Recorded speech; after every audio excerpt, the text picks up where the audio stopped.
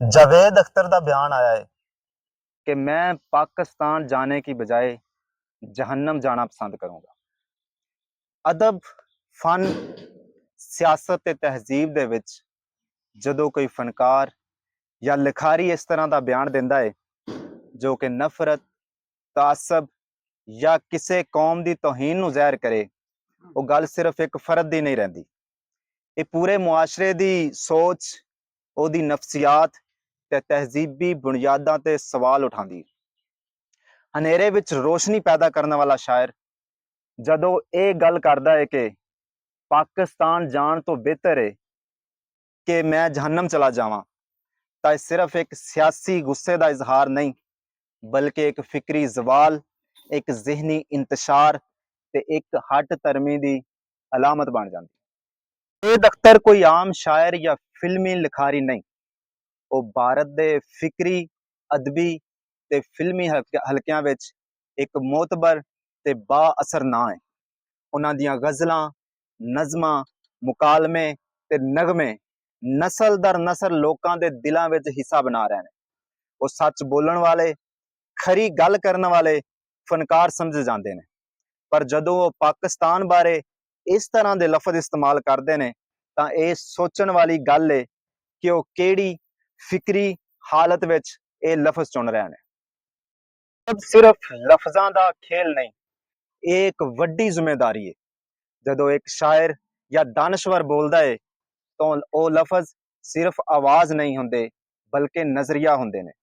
ਇਸ ਤਰ੍ਹਾਂ ਦਾ ਬਿਆਨ ਉਹਨਾਂ ਲਫ਼ਜ਼ਾਂ ਦੀ ਬੇਇੱਜ਼ਤੀ ਹੈ ਜਿਨ੍ਹਾਂ ਨੂੰ ਜਾਵੇਦ ਅਖਤਰ ਵਰਗੇ ਫਨਕਾਰਾਂ ਨੇ ਮੁਹੱਬਤ, ਇਨਕਲਾਬ ਤੇ ਇਨਸਾਨੀਅਤ ਦੇ ਨਗਮੇ ਵਿੱਚ ਢਾਲਿਆ ਹੈ।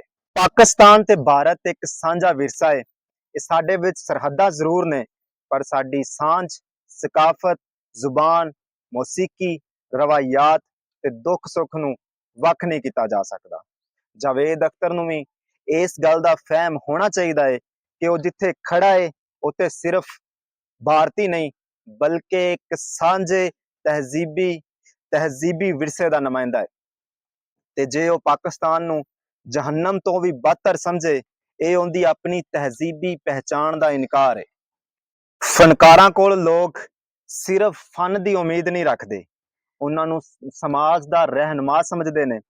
ਜਾਵੇਦ ਅਖਤਰ ਵਰਗਾ ਫਨਕਾਰ ਜਦੋਂ ਨਫ਼ਰਤ ਬੋਲਦਾ ਹੈ ਤਾਂ ਉਹ ਸਿਰਫ ਆਪਣੇ ਲਫ਼ਜ਼ਾਂ ਨੂੰ ਹੀ ਗੰਦਾ ਨਹੀਂ ਕਰਦਾ, ਬਲਕਿ ਆਪਣੇ ਚਾਹਣ ਵਾਲਿਆਂ ਦਾ ਦਿਲ ਵੀ ਤੋੜ ਦਿੰਦਾ ਹੈ। ਇਖਤਲਾਫੇ ਰਾਏ ਹਰ ਕਿਸੇ ਦਾ ਹੱਕ ਹੈ।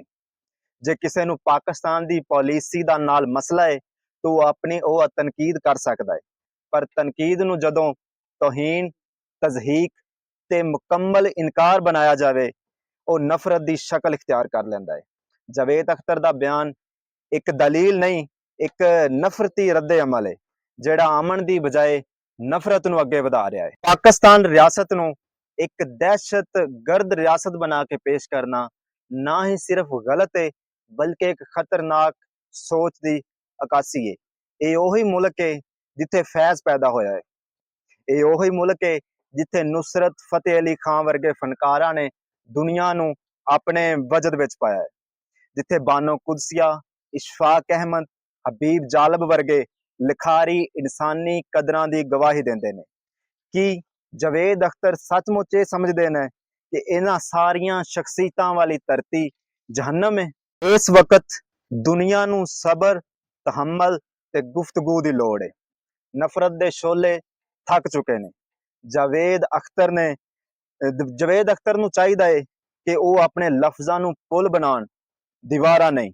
ਇਸ ਕਿਸਮ ਦੇ ਬਿਆਨ ਫਨ ਨੂੰ ਮਹਿਦੂਦ ਤੇ ਬਦਸੂਰਤ ਬਣਾ ਦਿੰਦੇ ਨੇ। ਜਾਵੇਦ ਅਖਤਰ ਨੇ ਸ਼ਾਇਦ ਆਪਣੇ ਬਿਆਨ ਤੋਂ ਸਿਆਸੀ ਵਾਹ ਤੇ ਕਮਾਲ ਹੀ ਹੋਵੇ, ਪਰ ਉਹ ਫਨਕਾਰਾਨਾ ਇੱਜ਼ਤ, ਇਹਨਾਂ ਲਫ਼ਜ਼ਾਂ ਦੀ ਹੁਰਮਤ ਤੇ ਆਪਣੇ ਚਾਹਣ ਵਾਲਿਆਂ ਦੀਆਂ ਉਮੀਦਾਂ ਨੂੰ ਖੋ ਬੈਠੇ ਨੇ। ਜਿਸ ਬੰਦੇ ਦੇ ਲਫ਼ਜ਼ ਸੁਣ ਕੇ ਲੋਕ ਰੋਂਦੇ ਸਨ, ਹੁਣ ਉਹਨਾਂ ਲਫ਼ਜ਼ਾਂ ਨਾਲ ਨਫ਼ਰਤ ਦਾ ਸੌਦਾ ਕਰਕੇ ਬੈਠਾ ਹੋਇਆ ਹੈ। ਸਾਨੂੰ ਇਸ ਬਿਆਨ ਨੂੰ ਸਿਰਫ ਗੁੱਸੇ ਨਾਲ ਹੀ ਨਹੀਂ ਵੇਖਣਾ, ਬਲਕਿ ਇਹ ਸਾਡੀ ਸੋਚ ਦੀ ਸਮਝ ਦਾ ਆਇਨਾ ਵੀ ਹੈ। ਜਾਵੇਦ ਅਖਤਰ ਵਰਗੇ ਲੋਕ ਜੋ ਫਿਕਰੀ ਮੁਕਾਲਮੇ ਦੀ ਬਜਾਏ ਨਫ਼ਰਤ ਚੁਣ ਰਹੇ ਨੇ, ਤੇ ਸਾਡੇ ਮੁਆਸ਼ਰੇ ਨੂੰ ਆਪਣੇ ਰੋਲ ਤੇ ਵੀ ਗੌਰ ਕਰਨਾ ਹੋਵੇਗਾ। ਅਸਾਂ ਨਫ਼ਰਤ ਨੂੰ ਰੱਦ ਕਰਨਾ ਹੈ ਤੇ ਮੁਹੱਬਤ ਨੂੰ ਚੁਣਨਾ ਹੈ। ਇਹ ਵੀਡੀਓ ਸਿਰਫ ਇੱਕ ਫਨਕਾਰ ਦੇ ਬਿਆਨ ਤੇ ਤਨਕੀਦ ਨਹੀਂ, ਬਲਕਿ ਇੱਕ ਇਜਤਮਾਈ ਫਿਕਰੀ ਇhtਜਾਜ ਹੈ। ਅਦਬ, ਸ਼ਾਇਰੀ ਤੇ ਫਨ ਦਾ ਮਕਸਦ ਲੋਕਾਂ ਨੂੰ ਜੋੜਨਾ ਹੁੰਦਾ ਹੈ, ਵੱਖ ਕਰਨਾ ਨਹੀਂ। ਜਾਵੇਦ ਸਾਹਿਬ, ਜਹੰਨਮ ਦੇ ਦਰਵਾਜ਼ੇ ਖੋਲ੍ਹਣ ਤੋਂ ਪਹਿਲਾਂ ਮੁਕਾਲਮੇ ਤੇ ਮੁਹੱਬਤ ਦੇ ਦਰਵਾਜ਼ੇ ਖੋਲ੍ਹ ਲਓ, ਕਿਉਂਕਿ ਆਖਰਕਾਰ ਇਨਸਾਨ ਦੀ ਅਸਲ ਪਹਿਚਾਨ ਉਹਦੀ ਨਫ਼ਰਤ ਨਹੀਂ, ਉਹਦੀ ਮੁਹੱਬਤ ਹੈ।